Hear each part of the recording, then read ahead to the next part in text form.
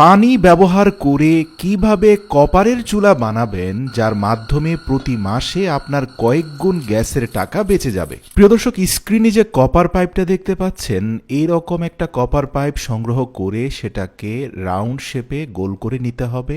মনে রাখবেন, কপার পাইপের অগ্রভাগটা আপনাকে ব্লক করে দিতে হবে যেন সেখান দিয়ে কোনো গ্যাস বের হয়ে না যায়। এরপরে পুরো পাইপটাকে 3 বার মুড়িয়ে নিয়ে যে কোনো একটা পাশে প্রতিটা রাউন্ড সার্কেলের মধ্যে 4টা করে হোল করতে হবে। সুতরাং 3টা সার্কেলে 12টা হোল হয়ে গেলে আপনাকে এই কপার পাইপটা স্থাপন করার জন্য একটা পাতলা কাঠের উপরে 4টা ক্লাম অ্যাডজাস্ট করতে হবে। প্রিয় দর্শক, স্ক্রিনে আপনারা যে ক্লামগুলোকে দেখতে পাচ্ছেন সেগুলোকে আমরা স্ক্রুর সাহায্যে কাঠের মধ্যে শক্তপোক্তভাবে লাগিয়ে দিচ্ছি। আর এই দুটো ক্লাম লাগানোর পরে অপোজিশনেও আরও 2টো ক্লাম লাগানো হয়েছে এবং এই ক্লামগুলোর মিডল পার্টে নাট সহ একটা বোল্টকে এমনভাবে লাগানো হয়েছে যার অগ্রভাগটা ভেতরের দিকে বের হয়ে আছে। মূলত এই 4টা ক্লামের 4টা স্ক্রুর মাথায় আপনাকে কপারের পাইপটা স্থাপন করতে হবে। এবার আসুন ভিডিওতে দেখানো 2টো প্লাস্টিকের বক্স নিয়ে নিন, যেগুলোকে খুব শক্তভাবে আটকে দেওয়া যায়।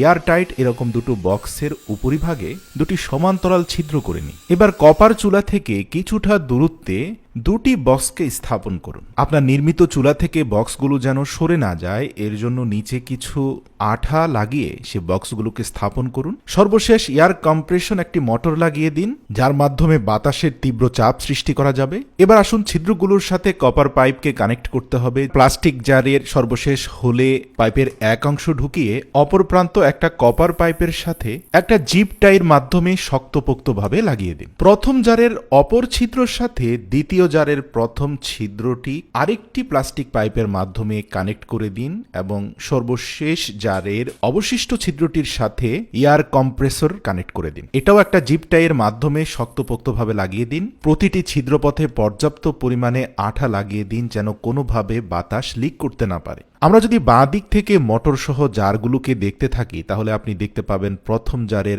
একটা পাইপ কানেক্ট রয়েছে মোটরের সাথে, দ্বিতীয় পাইপটা কানেক্ট রয়েছে প্রথম জারের সাথে, প্রথম জারের অপর পাইপটা কানেক্ট রয়েছে কপার পাইপের সাথে। এবার আসুন এই মোটরটাকে একটা ব্যাটারির সাথে কানেক্ট করাতে আমরা প্লাস মাইনাস তারগুলোকে সংযুক্ত করে দিই। পাওয়ার সোর্স হিসাবে একটা ব্যাটারি কানেক্টরও সংযুক্ত করে দেওয়া হয়েছে। এবার আসুন সর্বপ্রথম জারে আমরা 1 গ্লাস পরিমাণ বিশুদ্ধ পানি ঢালবো। তারপরে খুব মজবুতভাবে এয়ারটাইট ঢাকনাটি লাগিয়ে দিয়ে দ্বিতীয় জারের মধ্যে আমরা 1 গ্লাস পরিমাণ পেট্রোল ঢালবো। ভাবতে পারেন পেট্রোল খরচ হবে? না প্রিয় দর্শক, মূলত পানি থেকে সৃষ্ট বাতাসের মাধ্যমে এই চুলাটা জ্বলবে। তো কিভাবে চলবে দেখুন, আমরা ব্যাটারিটা কানেক্ট করা মাত্রই যখন থেকে মোটরটা ঘুরতে আরম্ভ করলো এয়ার প্রেসার ক্রিয়েট হলো পেট্রোলের মধ্যে। পেট্রোলের বক্স থেকে বের হওয়া বাতাস গিয়ে চাপ দিল পানির বক্সে। পানির জার থেকে বের হওয়া বাতাস, যার মধ্যে 90% পানি আর 10% পেট্রোলের জ্বলিত উপাদান মিলে একটা তীব্র আগুনের স্ফুলিঙ্গ বের হচ্ছে। তো সাধারণ গ্যাসের চুলার সাথে এই চুলার পার্থক্যটা কি? এই চুলায় আপনি মাত্র